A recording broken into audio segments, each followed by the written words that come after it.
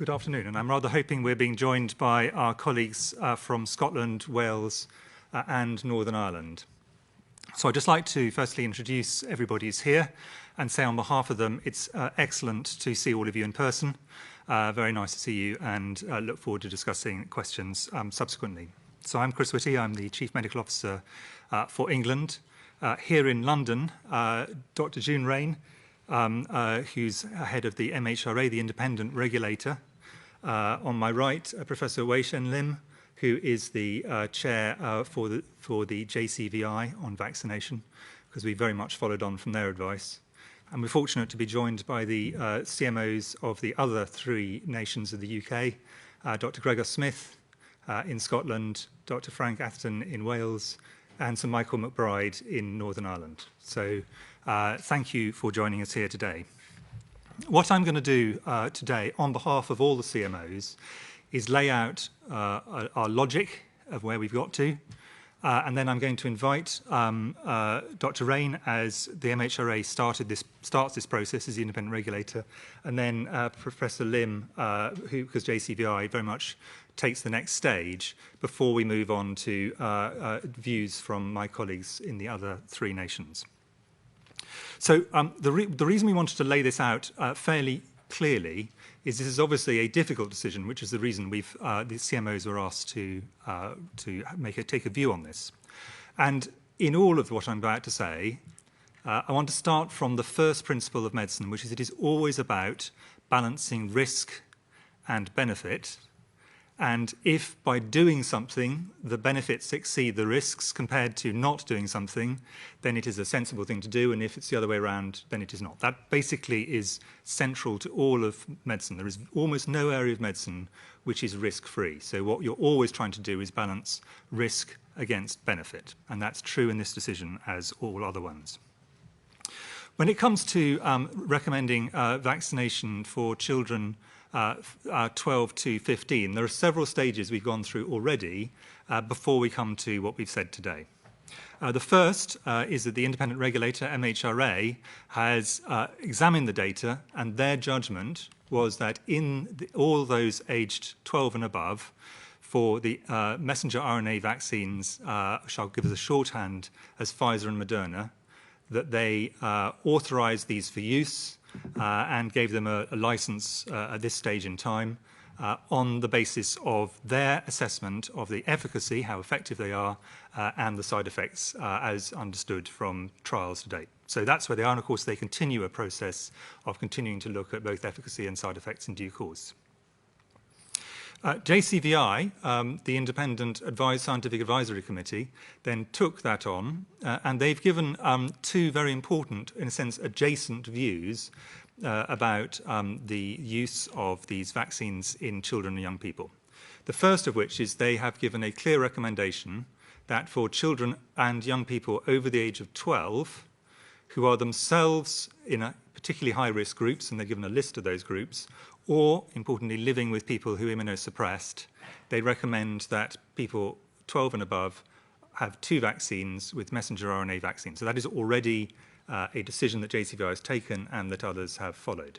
Secondly, they have recommended that young people aged 16 and 17 get a first dose of vaccination, and that dose of vaccination is given to or is offered to everybody. And that supplements the 2 vaccines that are offered to everybody 18 and above. So that is the current situation. On the situation of looking at children and young people aged 12 to 15 who are not in the high-risk groups, so their view on the high-risk groups stands, so what I'm about to say refers to everybody else. They looked at the risk and they looked at the benefit, and their view was that the benefits exceeded the risk, but that the difference between these two was, in their words, marginal. And that is because the risk is small and the benefit is small. The benefit exceeds the risk, but by a small margin. And by their usual assessment in terms of individual risk-benefit, their judgment was they wouldn't normally, in this situation, recommend the rollout of a vaccine. But to be clear, they did say that benefit exceeds risk. And I think it's important to start with that principle. They also, however, and very atypically, made a suggestion to ministers that because there were also wider issues at stake for children and young people of this age, that the ministers consulted the 4 chief medical officers. And that is what's happened. So ministers were following a suggestion of JCVI that the wider situation was that. So that's where we got to in terms of why CMOs were asked to do this. It was following a suggestion from JCVI. Now, in doing this, the chief medical officers have taken several principles which I want to lay out. And I realise this is a long preamble, but I really want people to understand this. The first principle is that we will only consider, and we have only considered, risks and benefits that actually accrue to children and young people 12 to 15. So we have not considered any benefits that might accrue to adults or anyone else. This is purely about children of the age group we're talking about. That's a first really important starting point. The second important starting point was we did not intend to, and we fully agree with, the assessments of MHRA as the regulator, independent regulator, and JCVI as the scientific advisory group. So we've not gone over any of their data again. We've simply taken it as read. And they've done a very useful table of risks against benefits for those who want to look at the numbers. And Professor Lim can talk about that if people are interested. But we've taken their numbers as read. The third thing we decided was we wanted this to be a central view, as best as we could assess it, of the medical and scientific and public health professions. And to achieve that, in addition to looking at data, which we have done independently outside the stuff that JCVI has looked at, we also consulted the presidents of the Royal College of Paediatrics and Child Health, of the Royal College of General Practitioners, of the Faculty of Public Health, and of the Royal College of Psychiatrists, looking at issues around mental health. And we additionally have consulted leaders in public health from around all the regions of England and Scotland, Wales and Northern Ireland. So we've tried to have a very broad view about where things come from. And I suspect when professional colleagues respond back, they will fully accept that what we're trying to do is get a middle view of where we think the profession is. So this is not an outlier view, this is a middle view of where we think the profession is at this point in time. So that's the preamble, and I just want to lay that out so that people understood the process. Now, in terms of our judgment, the starting point, of course, is JCVI saying there is an advantage, but it is marginal. So there is only justification for rollout a universal offer if the risks and benefits on the additional things we can look at are actually material. And in particular, we looked at education, which is clearly central to the consideration of anything for children and young people 12 to 15. And we also looked at operational issues. For example, how does this interfere with flu vaccination and other areas? We didn't go back over the clinical ground because JCVI has already covered that, and we fully agree with their assessment. And when we did this, we had some extremely powerful evidence, both numerically, but also from our colleagues working particularly in areas of deprivation around the country, and also general practitioner colleagues, and also colleagues from mental health. And they all made the same point, which is the disruption in education that has happened over the last period since March 2020 has been extraordinarily difficult for children and had a big impact on health, mental health, and long-term public health. And that this is most apparent in areas of deprivation. They were very clear on that. So the question for the CMOs on the educational side, accepting that advice, which completely concords with all the data that we have, was will vaccination reduce the disruption and therefore reduce these very significant negative impacts? And our assessment is the answer to that is yes. It will reduce educational disruption.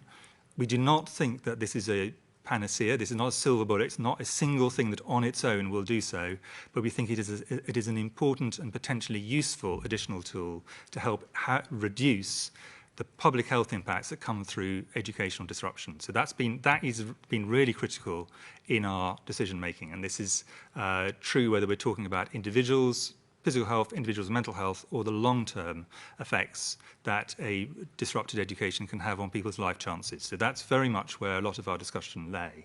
And we did think that on balance, it was likely to improve things. And we looked at the negative sides, and there are some issues around operational issues, as I say, particularly around vaccination. But our view was the benefits that this is likely to lead to in terms of reducing impacts on education outweighed those negative areas. So overall, our assessment is combining the marginal but assessed benefit that JCVI made at an individual level, taking on board additionally the issues around education. Our view was the benefit exceeded the risk to a sufficient degree that we are recommending to our ministers in all 4 nations that they make a universal offer, and I want to stress the word offer, of vaccination to children 12 to 15, in addition to the ones that have already been given it. So that is our current advice to ministers, and it is now with them to decide in each of the 4 nations how they wish to respond. Just want to add one additional thing, and then I'd like to ask Dr. Rain and Professor Lim to add from their sides and then turn to my CMO colleagues. And that is that we are really clear that it is very important that this balanced decision of how the benefits exceed the risks, but the fact that these are closer than they are in, for example, people in their 50s, 60s, 70s, are communicated fairly and properly to children, young people and their parents, so that they can make a considered decision. That's very much something we think is important, and that children, young people and their parents are supported in the decisions they make, and there is no stigmatization of people either for accepting or not accepting vaccination. We do think this is really critical.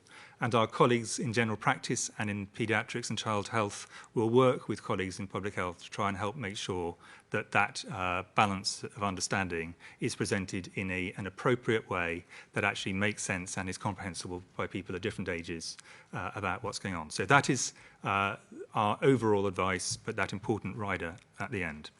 So I'd now like to turn, if I may, to Dr. Rain, just to add some comments from MHRA's point of view. Well, thank you, CMO, and good afternoon. As the independent regulator for the UK for medicines and vaccines, we have rigorously reviewed all the data on safety, quality and effectiveness of Pfizer and Moderna for use in young people and children 12 to 15 years old. And this data was also reviewed by the Commission on Human Medicines, its expert advisory group on vaccine benefit risk, and the Paediatric Medicines Expert Advisory Group, all leading experts in their field. Over 2,000 children were studied, 2,000 aged 12 to 15 in the trials. Immunogenicity studies showed similar neutralizing antibody levels in adolescents as in young adults. And these results, together with the clinical trial data, showed a very high level of short-term efficacy, consistent with that seen in adults. And in fact, there was evidence that the vaccine provides protection even before dose 2. These are extremely positive results. We've continued our job with ongoing proactive monitoring of safety, and I'd like to say a few words about suspected side effects. You will have seen our ADR report, which comes out every week with the latest data, but there has been a particular interest in reports of heart inflammation, myocarditis, and pericarditis. These both happen very rarely in the general population, and our job is to continually review the balance of what we observe against what we expect to see. We've undertaken a very thorough review both of the UK and the international reports. There's a consistent pattern. There are slightly more often frequently do we see cases in young males and after the second dose. But overall, the conclusion of our expert advisors is that these are mild cases. Individuals usually recover within a short period of time with standard treatment. And our advice remains that the benefits outweigh the risks of getting vaccinated, and this includes those aged 12 to 15. Thank you, CMO. Thank you, Dr. Rain. Professor Lim. Thank you, and thank you for this chance to explain where we're at. You will remember that it was not that long ago that we provided advice from JCVI regarding 12 to 15-year-olds, and in particular regarding 12 to 15-year-olds who don't have underlying health conditions that put them at risk. We concluded that there was overall marginal benefit from vaccination. We felt that that marginal benefit was not sufficient to advise universal offer of vaccination. I also want to stress today that JCVI obviously recognises the large impact that the pandemic has had on our children. And this is not simply because of direct infection or illness on children, but because of the many other factors involved in the pandemic, not least social isolation. Missing school and being off school has had a particularly profound impact on our children. This is an impact not just on educational attainment, but also on mental health and all the other learning that comes from socially interacting with our peers and colleagues and in teachers as well. So an important question that arises is to ask, to what degree does vaccination reduce time off school for our children? The answer to that question is influenced by many things, and it's particularly influenced by the policies around school isolation measures, school closures, and school infection control measures, just as examples. Those things are outside the remit of JCVI, but they are important. And it was because of that that when we gave our advice to ministers, we highlighted to ministers that there are other factors that are worth considering and suggested to ministers that they could, if they wish to, ask the CMOs to assess the impact of vaccination on these other factors. Therefore, today, the fact that the CMOs have done this assessment and this review is good news for everybody, because then the wider impacts of vaccination have been examined. And I want to stress that this by no means means that there is any conflict between the advice provided by JCVI and the advice and decisions that's been provided by the CMOs to the Secretary of State. Thanks, Chris. Thanks, Professor Lim. So just before I turn to my CMO colleagues, the final decision about the advice that we gave to ministers was with the 4 Chief Medical Officers. We were very fortunate to be joined by the Deputy Chief Medical Officers as well, and the Chief Scientific Advisor of the Department of Health and Social Care.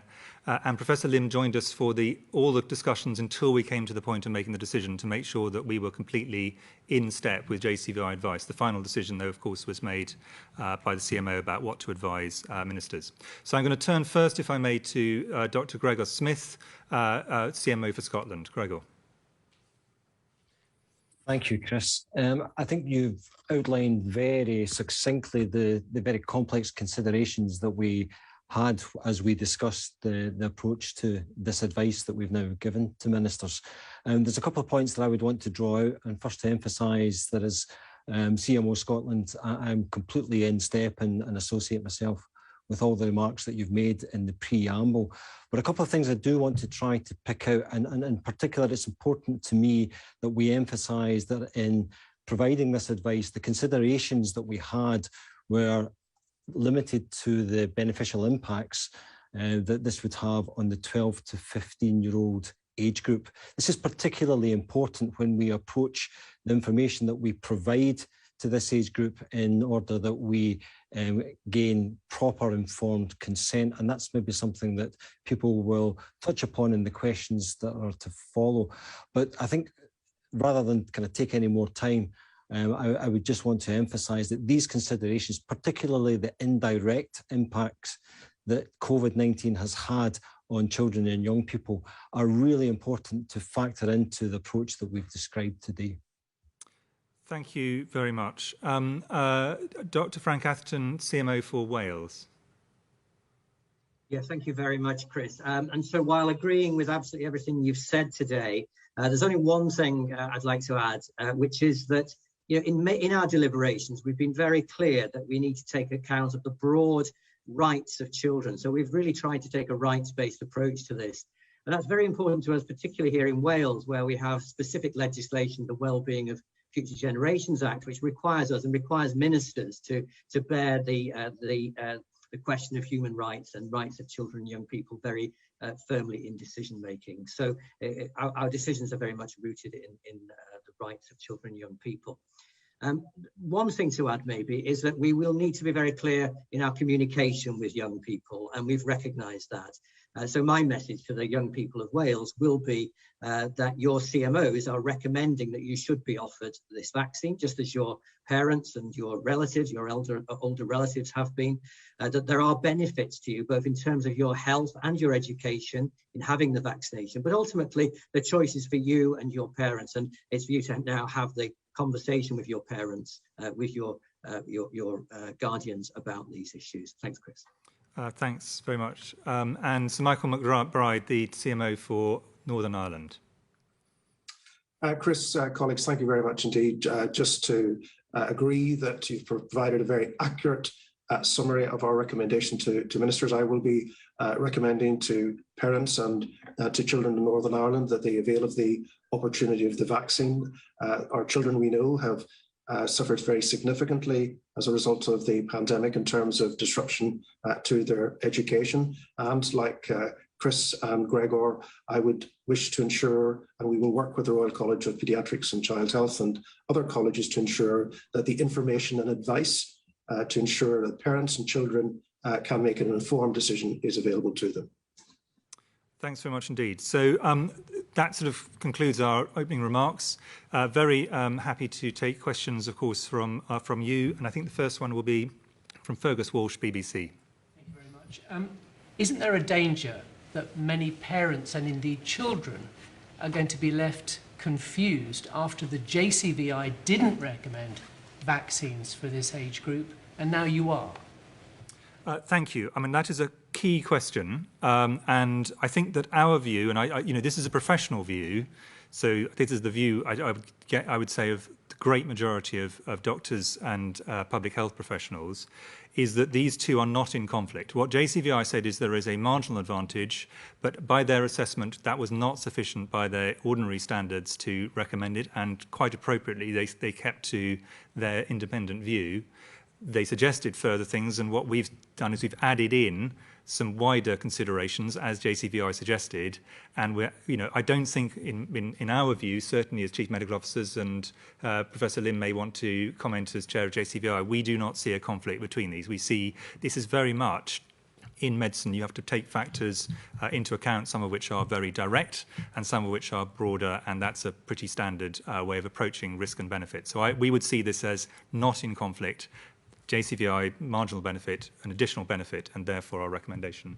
Weishan, do you want to add to that? I don't really want to add very much to that, except to say that we take a health perspective and we offer independent advice on that. And we've recognised where our remit lies, and it's important that other people also take a view and offer what we've called supplementary advice on the same issue. Thanks. Do you want to follow up on that? There's been a limbo of 10 days, and some people, yes, you've set out very clearly what each of these groups have done, but for the public, would it not have been better that the JCVI had come to you and said, why don't you have a look at the wider impacts, and then you'd made one announcement rather than leaving this period of 10 days? Well, we were very keen to make sure that our advice was properly based on not only our own additional reading on top of what JCVI had done, but also consulting very widely across the medical profession. So the first thing is, the reason it took 10 days is that's pretty fast actually, and we've consulted pretty widely on this, and we wanted to do this properly. We wanted to give advice to ministers and the general public based on that thing. So the 10 days, I think, was about as fast as we could reasonably have done it and keep it proper. In terms of JCVI, I completely agree with the chair of JCVI that it's very important people stick to what they're good at and don't try and bring in novelties. JCVI gave a clear view, and we followed on from that clear view. So I think that, from our point of view, and I'm kind of seeing acquiescence from my colleagues on the screen, we think that what we're doing is very much in line with JCVI. Some processes take longer than others. This is a more complicated area, therefore it has taken us longer, both in JCVI and among the CMOs, than some of the other decisions. Emily Morgan, ITV. Thanks. It sort of follows on from Fergus's question. Given that most parents put the health of their children above anything else, how are you and your colleagues and doctors and nurses on the ground going to convince parents to vaccinate their children, given that they now know that it only offers marginal health benefits? And haven't you left it simply just too late to persuade them now? I'm actually going to, if I may, turn to, first of all, Gregor, Dr. Smith in Scotland, because he was a practicing GP and very much used to these kind of conversations, and maybe Sir Michael McBride in Northern Ireland. So, Gregor? Thanks, Chris. Yeah, I'm happy to lay out a kind of process. I mean, informed consent in this context is really important, particularly when there is, as you say, a marginal benefit. But we shouldn't mistake that kind of marginal benefit for no benefit at all. That's the first really important point in all of this. Both the JCVI process and the process subsequently employed by the CMOs have shown that there is benefit both directly and indirectly to being vaccinated over being unvaccinated. So that's the first point in time. And then there's a process by which we must then be able to, very straightforward language, be able to sit down with children and their parents and be able to describe to them exactly the nature of that advantage in becoming vaccinated. And to do that, we'll work with various Royal Colleges, including that of the Paediatrics and Child Health and general practitioners, people who are used to consenting in this type of scenario, to be able to explain in a very child-friendly terms exactly the advantages that people are likely to derive from proceeding with vaccination. And that is something which GPs across the country are used to doing on a regular basis whenever we speak to patients of any age in relation to the benefits that any intervention will benefit from.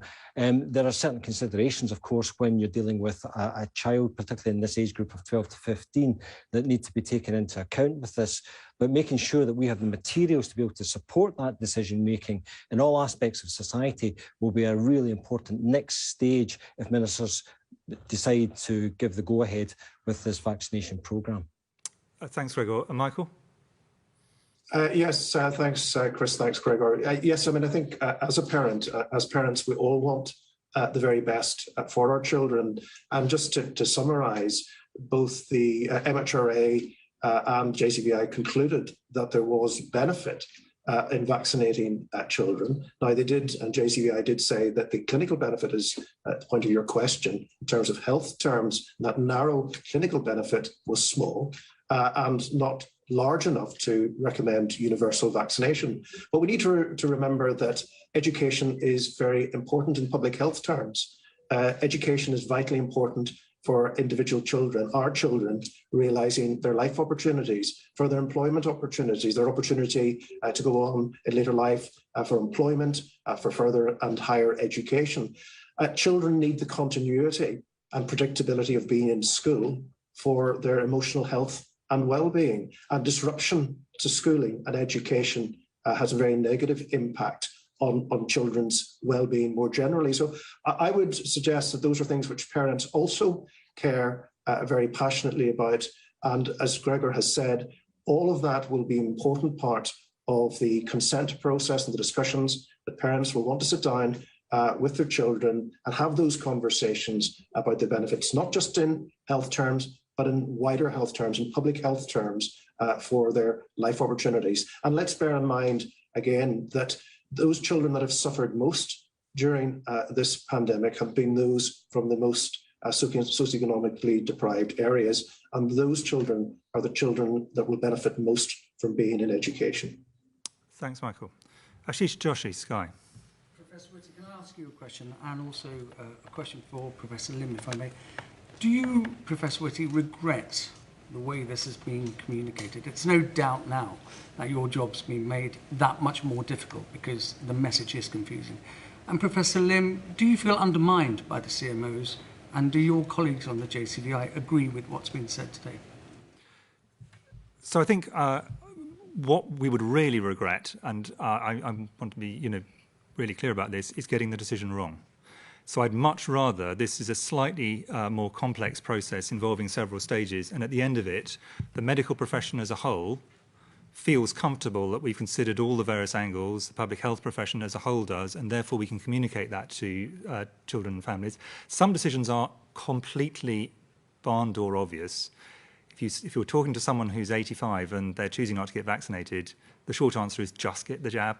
This is going to have a very high chance of stopping you dying. Whereas actually in this situation, it is a more difficult one. And I think it is appropriate, therefore, that people have taken longer to get to this and to make sure we weighed all the different elements up to get this right. So I think it's always nicer and to be able to package it in a very simple way, but it is fundamentally more important to get the decision in a way that people, I think, feel comfortable and is the centre of medical and public health opinion. And then we here, but also importantly, other healthcare professionals around the country can communicate it, as they do day in, day out. Much of medicine is about communicating actually quite complicated things in a way that's appropriate to the age and the particular state in life that people are. This is very much normal medical practice. Wei Shen. Thanks. I'd like to stress that JCVI is first and foremost an independent scientific advisory body. And one of the features of this pandemic is that there has been a higher expectation on the speed at which we express our advice, if you will. So I think it was entirely appropriate that we offered the advice to the Secretary of State, and we communicated advice to the public, so people understood where JCVI stood in terms of the health benefits and what we thought. That's, I think, fundamental and really important.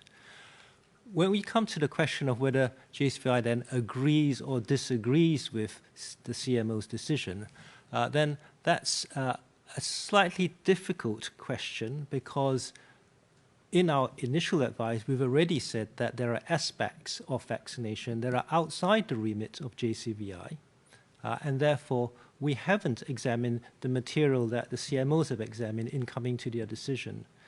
So we surely welcome that the CMOs have done this exercise, have made the review and made a detailed assessment, but it's not for JCVI to either agree or disagree with their decision, because that's, if you will, a next step along the way. So from that point of view, I don't feel undermined in any way. I think we are working synergistically together and giving, hopefully, helpful advice to ministers in order to make the best decision possible. Thank you. Chris Smythe, Times. You've spent much of the last few months encouraging older people to get a vaccine, but you stressed in your opening remarks this was an offer. So can we just be clear, is this an actual recommendation that children be vaccinated, or just an offer that they have that right? Or to put it another way, you've just said if an 85-year-old came to you, you'd say, just get the jab. If a parent came to you and said, doctor, should I get my healthy teenager vaccinated, what would you say to them? Well, we wouldn't be recommending to minister the minister's universal offer unless we felt that benefit exceeded risk, and it does so at an individual level as laid out by MHRA and JCVI. But as JCVI pointed out, because children are so much lower risk, more marginal than in older people, where the risk benefit is way over towards getting vaccinated, but has these additional elements. So in a sense, what we're not trying to do is say to children, you must. But what we're saying is we think, on balance, the benefits, both at an individual level and in terms of wider indirect benefits to education and through that to public health, are in favour. Otherwise, we would not be making this recommendation. And had JCVI recommended that this was not in favour of vaccination, we'd have left it at that. What they did was they did a more nuanced decision, which is what we took on following the suggestion that they made that the CMOs should take the next step. So you're not saying you must. Are you saying then, well, you probably should, but if you don't feel like it, I can understand it? I mean... Well, I think all of consent is about trying to say there's a balance of risk-benefit, and sometimes it's way over in some direction, sometimes it's over in one direction, and sometimes it's over the opposite way. Our view, I think, is this is over the line, otherwise we wouldn't be making the recommendation. And I think that is, in a sense, people should take that is the reason why we have recommended it to the wider public. The size of the effect is inevitably smaller than in a situation where people in their 40s, 50s, 60s are at significantly higher risk of COVID. But children do still have problems in COVID, and I think I would recommend that people look at the JCVI advice that makes that extremely clear. COVID is not a benign disease, even in children. It is much less likely to cause problems than in adults, and particularly older adults. but there are problems which some children get into, and of course these wider issues in terms of the education. I would like maybe to ask Frank and Michael and Gregor to comment on this, because I think this is a really fundamental question, which I think it's important that we all, in a sense, make a clear view on. Frank. Yeah, well, my view would be, you know, it's back to what I would say to children and young people, really. So I would be recommending that people really think about this very carefully, have the discussions in families, and come to their decisions. But the simple point is that from a health benefit and from an education benefit, it's better to be vaccinated than to be not vaccinated. So I would be recommending it to the children and young people here in Wales. Michael? Yes, again, I'm recommending this vaccination for children and young people in Northern Ireland. That's our collective advice to ministers. Now for ministers to decide, there are clear benefits, both in health terms, although those are small, as at the individual level, as JCVI and MHRA have said, but there are benefits there. It is not always a trivial disease in children, we know, although in main children have milder disease when they have symptoms. There are significant other benefits, as I've indicated already, in terms of avoiding educational disruption and to the benefits of children being in school. So it is certainly a recommendation for me to children and parents in Northern Ireland to take up the offer of the vaccine. Gregor.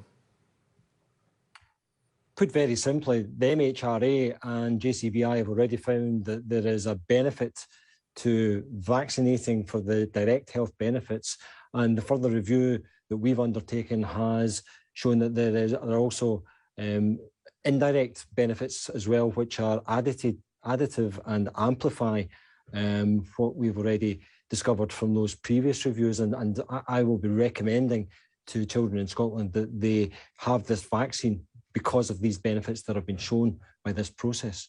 Thank you very much. Lucy Fisher, Telegraph. Professor Whitty, you've set out the need for due process, but could this decision not have been taken sooner, given the UK seems to have waited longer than other countries? May I ask, are you not concerned that the JCVI declining to give a recommendation for this risks undermining confidence amongst parents, despite your recommendation today? Thank you. Well, I mean, you're absolutely right that many other countries are already deploying this, and indeed deploying it with 2 vaccinations rather than the one that we're recommending universally at this stage. JCVI will then take a view as to whether they think a second one is worthwhile. Actually, I think most parents and most children and young people would want this to be taken very seriously and people to look at the numbers for them really clearly and come to a recommendation in the way that my colleagues have talked about. I think, in a sense, rushing these things doesn't feel like the right thing to do for these more difficult decisions. And this is something, those of you who've been to or listened to press conferences I've been at, I've said repeatedly, this is a more difficult decision in children and young people than it is in older adults, and we've all known that. And I think it is important that people do it properly and do it according to the normal ways, as MHRA have, JCVI have, and we have. So yes, you know, it's about doing it thoroughly, and I think we've now done a pretty thorough look at multiple aspects of this. Natasha Clark, The Sun. Are you confident that this will help prevent schools from shutting again in the winter? Have you looked at any modelling in relation to that? And secondly, now that obviously kids as young as 12 are going to get the jab, is that the lowest you'll be looking at the age range for children, or should we expect you to look in future at whether kids under 12 will get the jab? And also, are you worried that this will get in the way of booster jabs for older people as we go through with that this winter? Thank you. So in no particular order, we do not think this is going to interfere with the booster jabs for older people. We have plenty of vaccine stock for the relevant vaccines for these, and they're being deployed by different mechanisms. One is through a school mechanism and one's more widely. So I do not think that we're concerned about that. In terms of are we confident about reducing disruption, the answer is we are confident about reducing disruption. We are also confident this will not eliminate disruption. And that is very much central to the way we want to present this information. Because it reduces the chance a child will get COVID, if they probably by about 50–55%, and it will reduce the chances that a child who then gets COVID will pass it on. We expect it will reduce the number of outbreaks in schools as well as a direct effect on children. So it would be very surprising if it did not reduce and probably reduce to a significant extent the amount of disruption in schools if many children take this up. But we definitely do not think, this is back to a point that Professor Lim made, we definitely do not think that this alone is going to be the thing that deals with educational issues. And it's really important that policies are kept in place that minimise, or at least policies are not put in place that increase the risk that further disruption will occur. So I think it is pretty critical that we actually keep those in balance. But our view is that overall we do expect it to reduce but not eliminate. Under 12, we certainly have no plans at the moment to re-examine this. There are some nations that are doing this. It hasn't even got to the point where this has been considered by MHRA. So we're a long way even thinking about this. So I think let's not rush that one at all. Hugo Guy, the Eye. Professor Whitty and Dr. Smith, you've both talked about how this decision was taken solely on the basis of the impact on children aged 12 to 15, not a broader societal impact. But do you expect this decision will anyway have a broader societal impact? And if so, have you done any modelling on what that might be? Gregor, since this was addressed to us jointly. Thanks, Chris. We've confined our review at this point in time of considering only the evidence and the benefits in relation to 12 to 15-year-olds. That's a really important point of principle in terms of how we've gone about conducting this aspect of it. However, we know from experience of other vaccination programs that by reducing transmission across age groups, that it may have a beneficial impact across those age ranges. But I would emphasise again, those were not part of the considerations, deliberations, or even part of the discussion that we had in presenting this advice to ministers at this point in time. And I'm not aware of any modelling that I've seen at all which suggests what impact this would have on those older age groups, particularly because we confined this thought process, this discussion solely on the benefits to the 12 to 15-year-old age range. Yeah, I just add that, I mean, there are academic groups that have looked at this. It's not that this is an unknown question, but we have not taken that into account at all because we very clearly wanted this to be just benefits and risks specifically in this age group. In general, though, anybody who has a vaccine is protecting people around them as well as themselves, and it goes in every direction. So old adults being vaccinated will reduce the risk to children. Probably the same is going to be true the other way, but we have not looked at any modelling on this. I don't think there are any other questions. We've got two people who put their hands up. Can I just take those as the final two because we all have to also get on and do some various other things. But I am keen also that people do have the opportunity to ask questions. This is an important issue, which is the reason we're here, really. Thank you. Tom Harwood, GB News. I noticed that earlier you said that rushing didn't feel like the right thing to do. But surely throughout this whole pandemic, it really has been the right thing to do. And other countries that have been faster than us, whether it's lockdown or anything else, have seemed to have had a bit of a better experience. And the one thing that we were faster than the rest of the world on was vaccines, and that's where we really soared. So was it really the right thing to do, to wait so much longer than other countries, to wait until after schools had returned to do this? Because it's going to take a long time to roll these out and for these to be set in. And won't the benefit be less now that schools are already back than if we had started when America had started? Well, I think I think trying to compare national differences is actually more complicated and it's sometimes made out. Sometimes we've been ahead in terms of our advice. Sometimes we've taken a bit more time, and that's true for every nation. So I'd just be very cautious about trying to over-interpret differences. But I would go back to our general view. It is important that we follow the normal processes we would, and we take the time it takes to get the information we need. And I think anybody who believes that the big risk of COVID is now it's all in the past and actually it's too late to be making a difference, has not understood where we're going to head as we go into autumn and winter, where there will continue to be challenges, there will continue to be pressure on the NHS, and there will, for the purposes of this debate, importantly, continue to be disruption to education from COVID. So I think it is important, to say at this point, our advice is there's a universal offer because we think for the coming terms and for the longer term, we think this is going to reduce educational impacts as well as have reduced impacts elsewhere. But we're in danger of repeating ourselves. We really want to take this decision seriously. We've taken it seriously, and we've got a unanimous view from the Chief Medical Officers. Last question. Thank you, Professor. Ben Kentish, LBC. Lots of parents will listen to this wondering what say they will have in helping to decide whether or not their children get vaccinated. Could you just say a little bit more about consent and on a practical issue, assuming ministers do adopt your recommendation, when you would expect this vaccination programme to start? And if I could just ask Professor... I'm going to stop you there because we genuinely, we also have other things, but can I answer those two? And then if you're really dissatisfied, we can do the third one. But the first one is a really difficult question to explain, but actually it's a relatively straightforward answer. So the decision about who provides consent for children between 12 and 16 was laid down in law by the law lords who were just before the Supreme Court back in the mid-80s.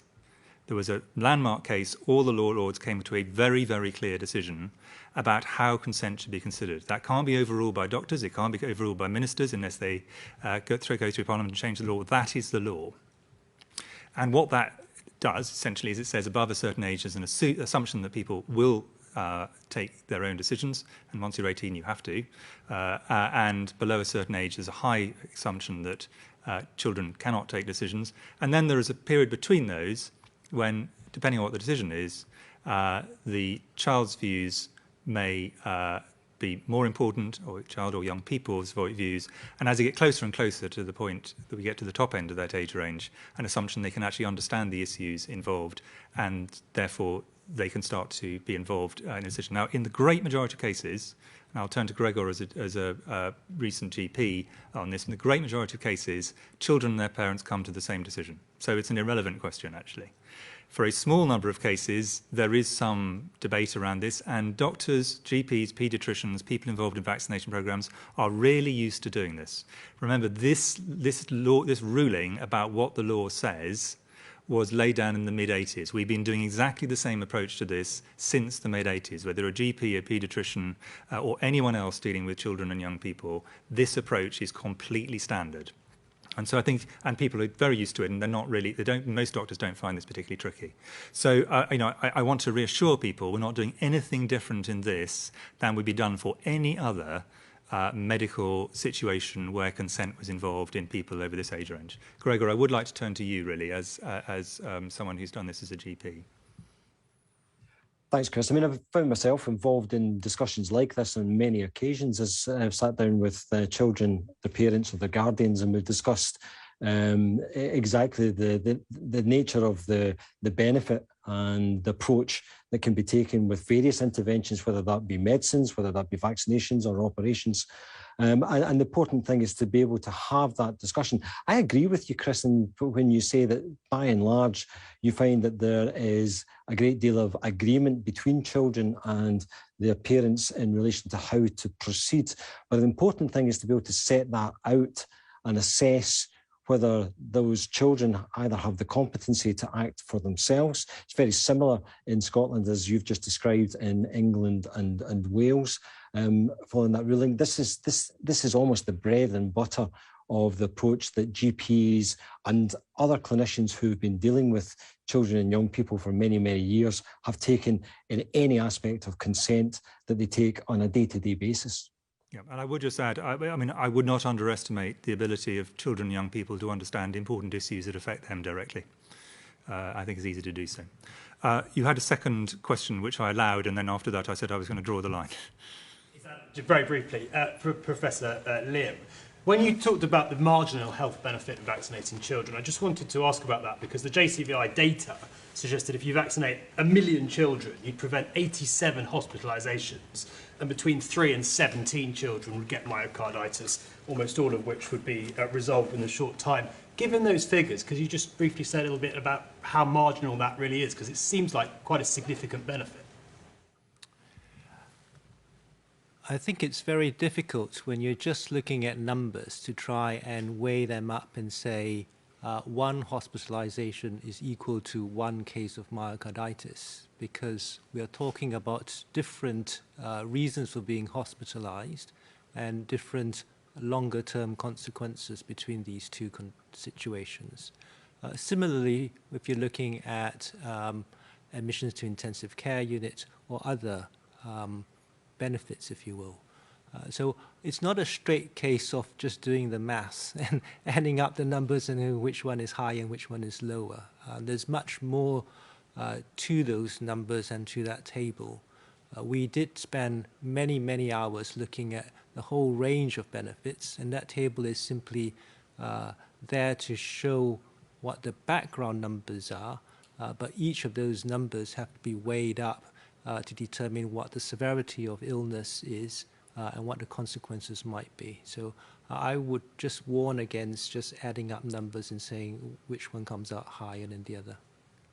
Thanks, Sajid. So thank you all very much indeed for taking the time, and look forward to seeing you again in person. It's been very nice to see you all.